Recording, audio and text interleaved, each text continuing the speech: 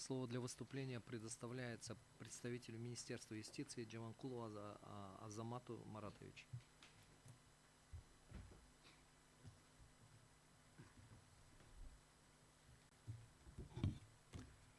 Уважаемые судьи Конституционного суда, разрешите вкратце обозначить позицию Министерства юстиции по рассматриваемому делу.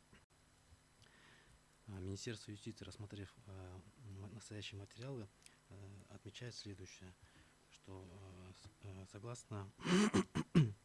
Чуть громче, пожалуйста, а то потом это... Согласно пункту 2 статьи 10 Конституции Кыргызской Республики, цензура Кыргызской Республики запрещается.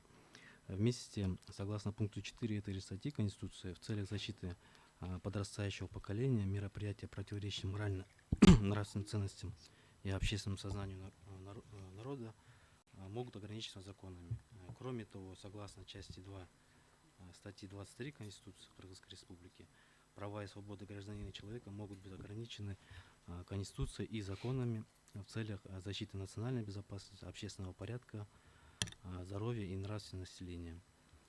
Так, согласно статье 5 Закона о государственной поддержке кинематографии, цензура аудиовизуального воспроизведения не допускается, за исключением случаев, предусмотренных в статье 6 настоящего закона. Статьей 6 вышеобозначенного закона установлено, что концепция фильма не должна призывать к насильственному изменению существующего конституционного строя, нарушению суверенитета и территориальной целостности государства, пропаганде войны и насилия, жестокости, к разжиганию национальной, этнической, расовой, социальной, религиозной вражды, к национальной и сословной исключительности, нетерпимости.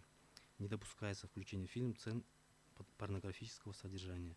Ввиду чего в целях формирования нормального общества, воспитания подрастающего поколения, законодатель предусмотрел вышеобозначенную норму в законе о государственной поддержке кинематографии. Учитывая вышеизложенного, считаем, что обозначенные статьи закона о кинематографии не противоречат нормам Конституции.